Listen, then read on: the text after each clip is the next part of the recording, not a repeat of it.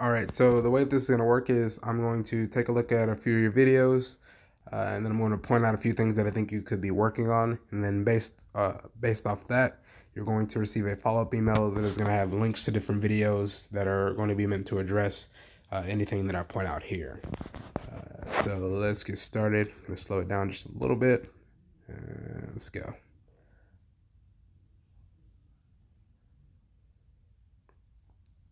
All right, so the first thing is going to be is just trying to optimize your unrack. Uh, a good way to think about it is the better it starts off, the better it will end, and also the worse it starts off, the worse it's likely to end.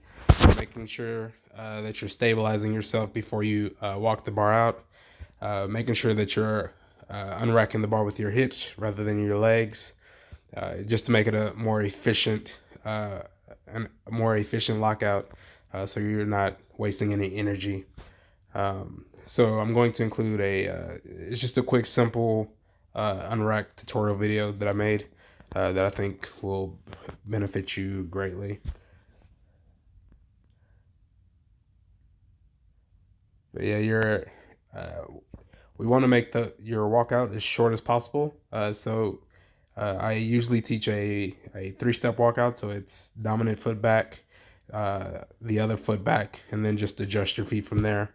Because every time that you're picking up your feet, which you do quite a bit after the walkout, you're having to stabilize each time, and you're just wasting more and more energy uh, before you actually get to the squat itself.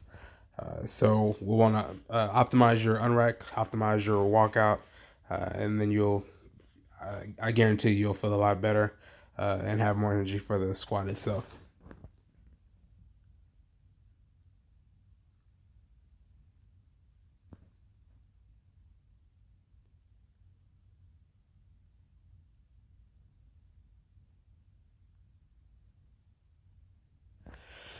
So rooting is going to be a huge thing that you're going to need to work on. So I looked at the other video that you sent, uh, and it looks like you're not really focusing on what you're doing with your feet, which is going to be a problem because your feet kind of dictates what happens with your hips and also just everything in general, from your head to your toe, because it's your just think about it as being your foundation. So if a building has a weak foundation, if anything hits it, it's likely to crumble. So really focusing on not just 3 points of contact, so not just being balanced, but actively rooting and digging your feet into the ground uh, for the squat, and then for the deadlifts also, rooting just going to be an incredibly important part. From this angle, I can't really tell, but it uh, looks like you have a anterior pelvic tilt, which is something that you're going to want to work on.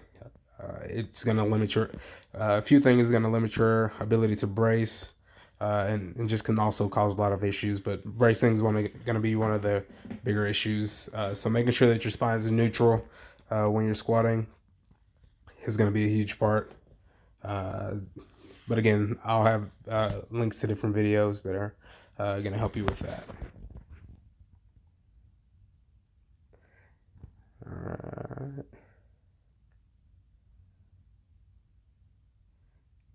yeah, it's the exact same thing as I said for the first video. Uh, yeah, it just showed a little bit more with the heavier weight. I think it was. But yeah, same things that I pointed out there. Is gonna be meant for this video also. So let's go to your deadlift.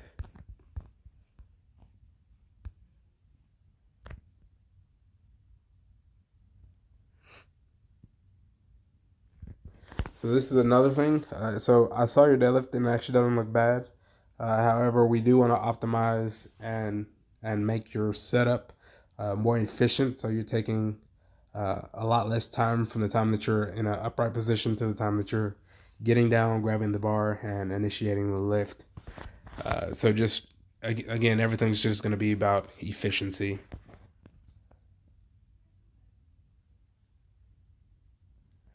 So there, like I was talking about with rooting, which is something you're going to be needing to focus on with your deadlifts. Also, um, it doesn't look like you're really focusing on that here, and I can tell because once you initiate that lift, your weight shifts all the way to your toes.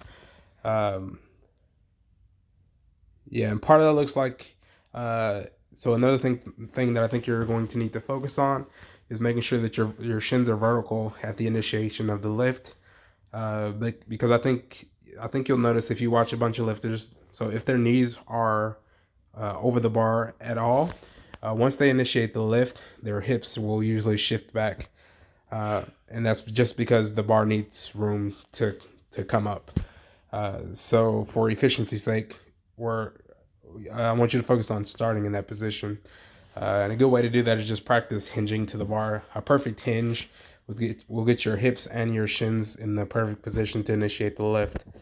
And then from there is just working on how you actually initiate the lift.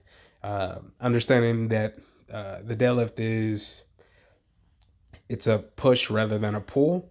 Uh, Basically, all you're doing so up to the bottom of your knee.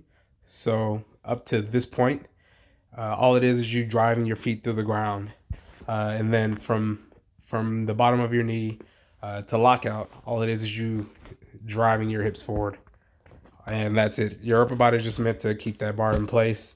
The only thing with that is just making sure that you're gripping the bar, obviously, making sure that you're bracing, and make sure that you have a neutral spine.